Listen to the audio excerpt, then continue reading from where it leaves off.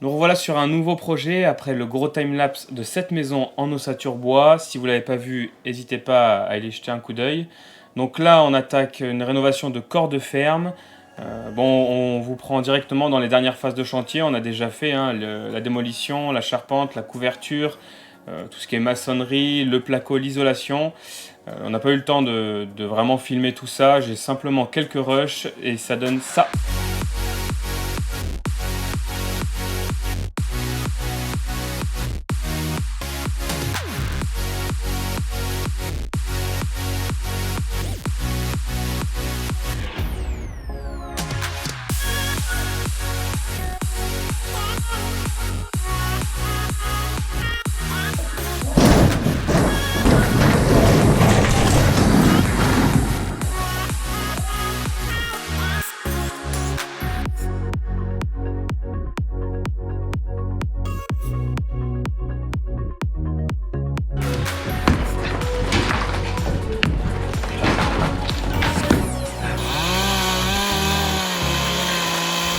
Et maintenant, on en est au ratissage. On a enfin reçu notre Graco Mark 10. C'est un airless qui projette directement l'enduit sur le placo, ce qui donne une finition parfaite. On vous montre ça maintenant.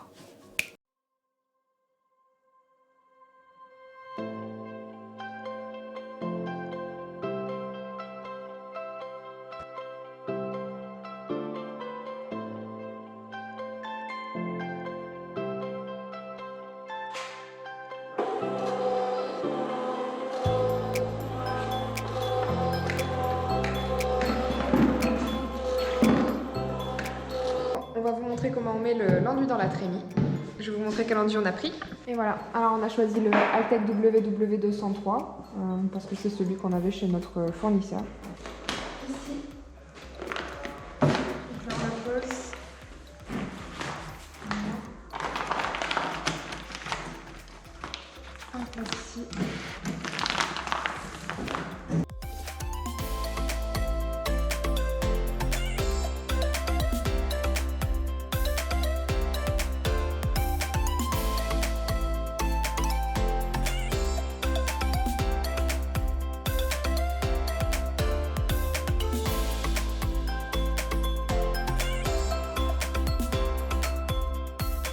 Je vais vous faire un petit tour de ce qu'on va ratisser aujourd'hui, un petit tour du chantier. Donc là on est au rez-de-chaussée et on va ratisser aujourd'hui le séjour. Donc ici on va ratisser le plafond et les murs. Parce qu'on a beaucoup d'ouvertures, beaucoup de fenêtres, donc ça va faire une lumière rasante, donc il faut que les murs au plafond soient nickel. Et ensuite en fait on part par là. On a ici une chambre. Voilà. Donc ici, on va ratisser le plafond. Et ici aussi, voilà, une petite salle de bain, on va ratisser le plafond ici. Voilà, c'est parti! Allez, on attaque la grande pièce, ça va être super cool.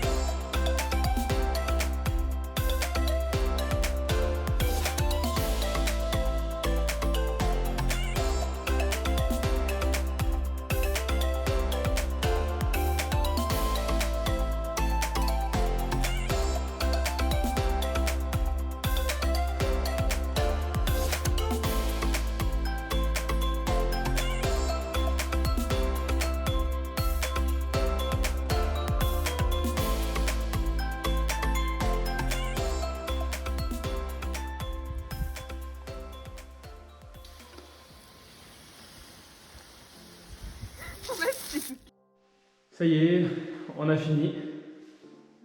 Là, on a lavé, on a rangé. Bon, ben voilà ce que ça donne.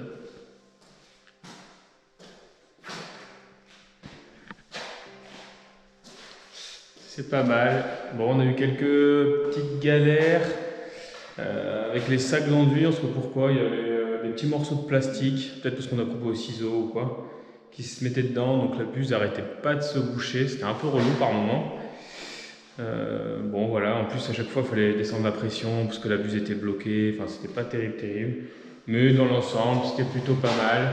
On en a profité pour changer de buse, on est passé sur la 541, ça se bouchait moins, mais bon c'était un peu plus grossier à la projection, il y avait un peu plus d'enduit à faire, un peu plus de lissage, mais sinon ça s'est quand même plutôt bien passé, on a fait ce qu'on voulait pour aujourd'hui, et puis le résultat est vraiment nickel. Donc ça c'est vraiment cool. La semaine prochaine, on va attaquer le ponçage, ça va être moins drôle. Mais bon, il faut bien y passer. Et nous voilà de retour dans le chantier. Donc voilà ce que ça donne une fois sec.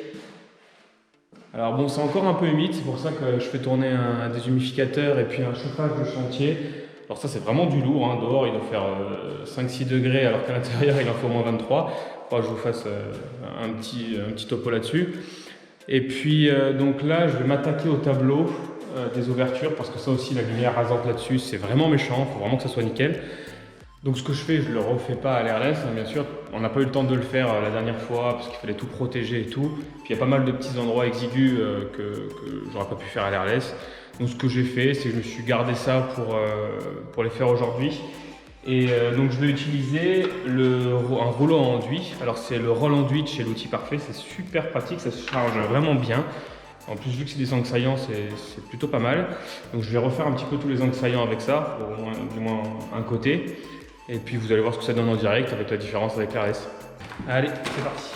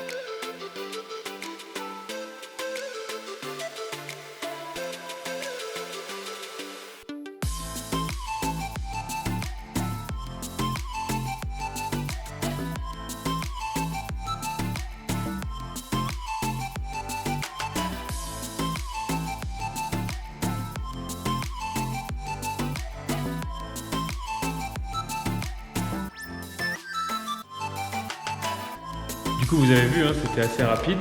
Puis en plus l'avantage c'est que c'est assez simple. Tout le monde peut s'y essayer en tout cas. Moi j'aime bien l'utiliser pour certaines configurations. Puis il faut savoir qu'il en existe en plusieurs tailles. Il y a le 80, le 180, ça c'est le 220. Il y en a un aussi pour les angles. Alors ça c'est pas mal, hein, si vous n'avez pas de banjo, pas de bazooka, etc. Franchement vous allez pouvoir gagner du temps assez facilement, surtout si vous êtes du coup pas habitué à poser des bandes. Enfin voilà, c'est le roll enduit chez l'outil parfait. Bon, on est parti pour le ponçage. Alors là, on est à l'étage en fait. Vous voyez, on monte par l'escalier qui est là. Voilà, on arrive dans le couloir qui dessert sur la première chambre. Bon, là ici, j'ai déjà poncé. Hein. C'était super sympa à poncer. Hyper long. Voilà, là on envoie dans les WC. Dans un dressing, dans une salle de bain et dans la deuxième chambre que je suis justement en train de poncer en ce moment. Vivement que ça soit fini. Hein. Donc là, comme je vous ai dit, je vais commencer le gros taf de ponçage de cette maison. Je vais en avoir clairement pour quelques jours. Ce que je fais, c'est que je commence par passer la girafe partout, mur et plafond. C'est la Planex LHS de chez Festool. Je commence par les plafonds parce que c'est le plus physique. Et après pour les murs, du coup, c'est plus simple. Alors vous avez vu, j'ai essayé les échasses avec la girafe. Bah franchement, c'est nul, je vous le déconseille, hein. Ça aide pas et en plus, on risque de se prendre les pieds dans le tuyau. Là, je prends une cale d'angle pour dégrossir tous les angles à 90. Après, je prends la petite cale classique avec un papier au grain de 180 pour m'attaquer à tous les autres angles. Et comme vous avez vu dans cette pièce, la majorité des angles ne sont pas du tout à 90 degrés. Donc ça va être super long, mais si vous voulez du taf bien fait, il faut prendre le temps. Heureusement, pour ces angles-là, j'ai pris la bande Straightflex originale que vous pouvez voir sur le côté de l'écran. C'est une bande en composite, super pratique, elle est rigide, du coup vous pouvez la préformer un petit peu au début. Vous la placez, vous la marouflez bien et ça vous fait un super angle bien net. Après bien sûr vous passez tout à l'huile de coude, c'est long, fatigant et pénible, mais si vous voulez de la qualité, c'est le prix que vous allez devoir payer. Vous faites bien le tour des poutres pour que ce soit nickel. Et là, vraiment, je vous dis, vous bichonnez les angles des Velux parce que ça va vraiment changer le rendu final si vous voulez une super qualité dans la pièce. Une dernière chose, vous avez vu, hein, je prends la lumière à la main, ça me permet de m'approcher au plus près du support pour voir tous les petits défauts qui pourraient se cacher. Et du coup, j'aurai un minimum de retouches à faire avant et après la sous-couche. Donc en résumé, vous prenez bien le temps de faire ça et vous n'hésitez pas à repasser si c'est nécessaire. Alors là où j'en suis, alors je suis dans la grande pièce, dans le salon, je vais attaquer le ponçage des plafonds, enfin j'en ai déjà fait une partie. Alors comment je procède? D'abord, je fais des mouvements circulaires dans le sens perpendiculaire à la lumière. Donc je vais avancer comme ça, en faisant des petits cercles, en avançant, etc., en revenant. Et après, quand tout ça c'est fait, je repasse, mais cette fois-ci dans l'autre sens, cette fois-ci dans le sens de la lumière. Donc là, je suis le sens de la lumière, et cette fois-ci, je vais repasser en faisant juste des allers-retours. Mais par contre, la première fois, je prends un disque 180, un grain de 180 tout plat, alors que la seconde fois, je prends ces disques-là de chez Festool, toujours en 180, mais vous voyez, ils ont une petite mousse, ce qui fait qu'ils s'adaptent un petit peu, je ne sais pas si vous allez voir, au support en fait. Et comme il est déjà assez plat, là ça vient juste finir, c'est fait exprès pour les supports qui sont ratissés pour avoir une super finition. Donc vous allez voir ce que ça va donner.